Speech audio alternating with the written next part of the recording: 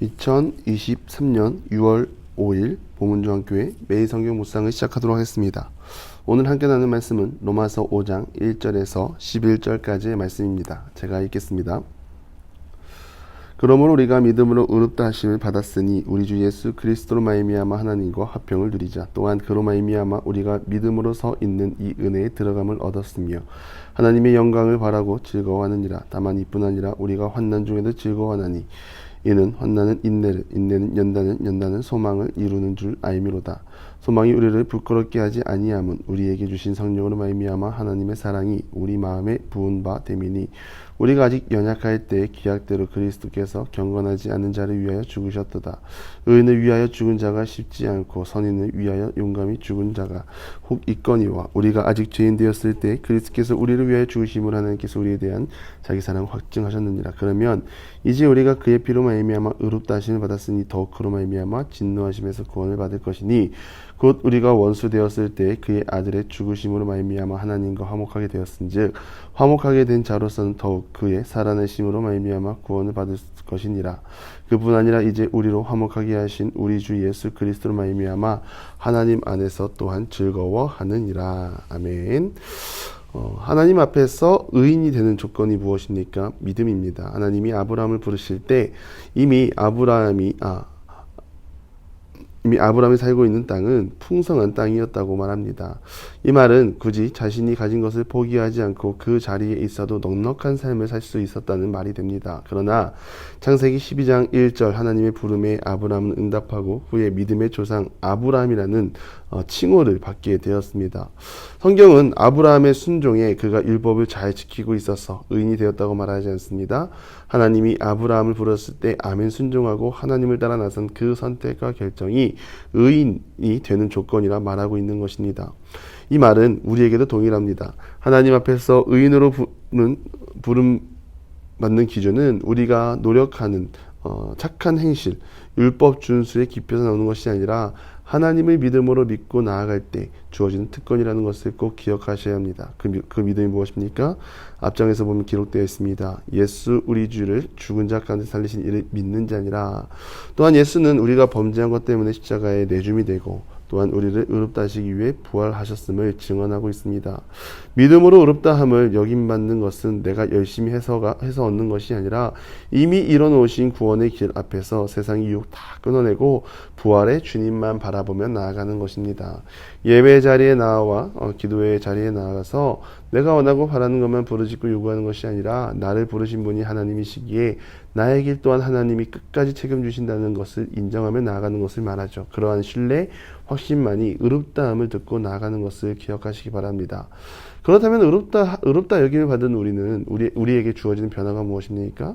그리스도와 더불어 세상과 화평을 누리는 존재로 변하게 됩니다. 사실 많은 사람들이 평화를 원합니다.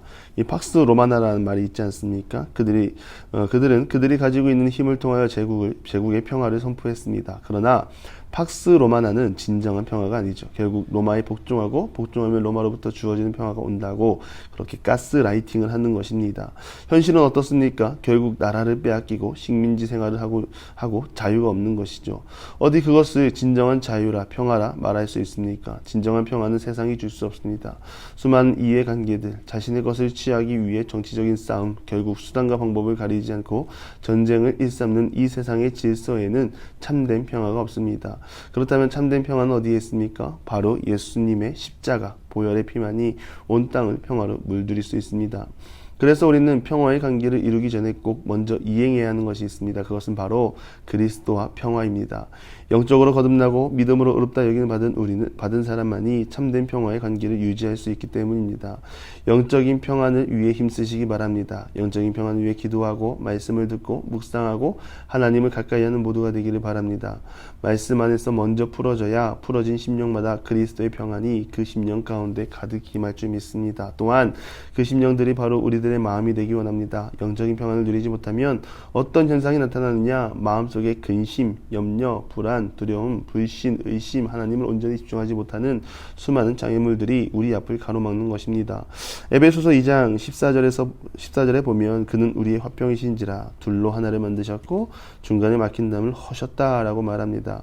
그리스도의 사역 아닙니까? 죄로 인해 하나님과 막혔던 벽들이 다 허물어졌습니다. 그런데 우리 삶에 여전히 벽들이 있으면 나는 온전히 그리스도를 신뢰하지 못하고 있는 것입니다. 신뢰하지 못한다는 것은 우리의 잘못이 아닙니다. 믿음이 연약하여 하나님의 선함이 아직 보이지 않는 것입니다. 이것을 잘못이라고 할 수 없습니다. 다만 더 찾으시기 바라고 더 의지하시기 바라고 더 하나님께 매달리시기를 바랍니다.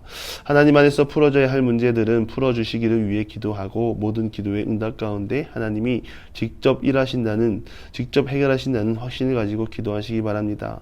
예수님이 십자가 위에서 모든 것을 허무셨으니 나의 문제, 나의 죄, 그 무엇 하나 나를 남겨두지 않고 다 허물어버리고 허물어진 자리에서 믿음으로 주님을 신뢰하는 우리 모두가 되기를 바랍니다. 우리는 하나님께 영광을 돌리기 위해 부름받았습니다. 때론 우리가 영광을 돌릴 때 어떻게 합니까? 지금 이 모습 이대로 하나님의 이름을 사용하며 영광을 돌린다고 나아갑니다. 그러나 대부분 영광이 아니라 실망을 안겨드리는 것이 대부분입니다. 제가 이 설교를 작성할 때 오전에 기타 수리를 위해 AS 센터를 다녀왔습니다. 특히 이 기타는 교회에서 많이 쓰이기 때문에 교회 분들이 많지 않습니까? 이 고치는 동안 4명의 고객이 다녀갔는데 아이러니하게 사람을 존중해주는 모습을 보지 못했습니다. 특히 한 분은 자기 마음에 있는 말을 막 하시고 자기 사정을 말합니다. 이거 교회에서 쓰던 건데 우리 아들이 부셨다. 잘 봐달라. 깎아달라. 왜 니들은 못하냐. 저긴 한다는데 오히려 제 얼굴이 더 붉어졌습니다. 차라리 말을 하지 않았으면 어땠을까요? 라는 생각을 했습니다.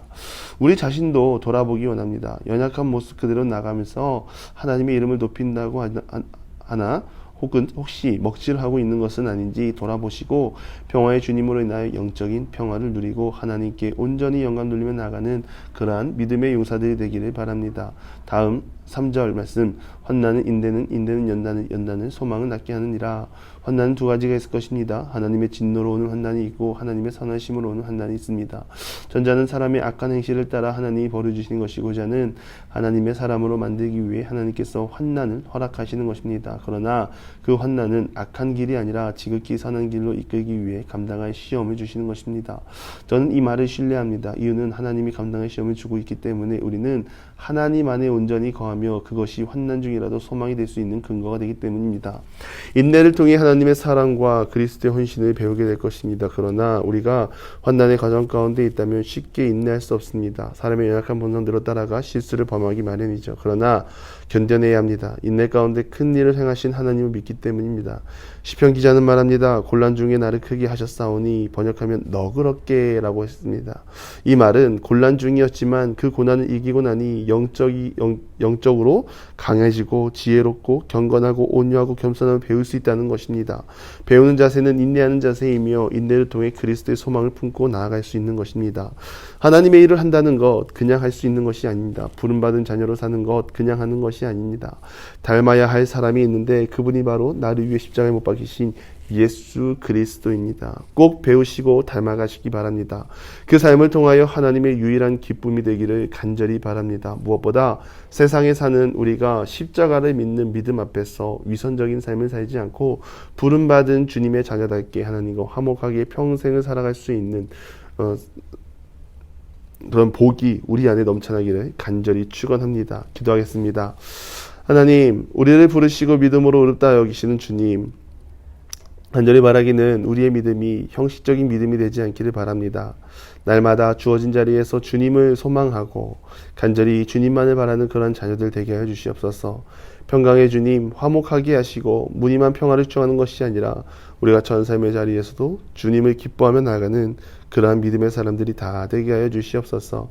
예수님의 이름으로 기도드리며 이제는 우리 구주 예수 그리스도의 은혜와 하나님의 극진하신 사랑하심과 성령의 감화, 감동, 교통하심이 평화의 주님과 화목하고 하나님께 영광 돌리며 나기를 간절히 소망하는 사랑하는 보문적인 모든 기도의 용사 위에 이제로부터 영원토록 함께 하시기를 간절히 축원하옵나이다.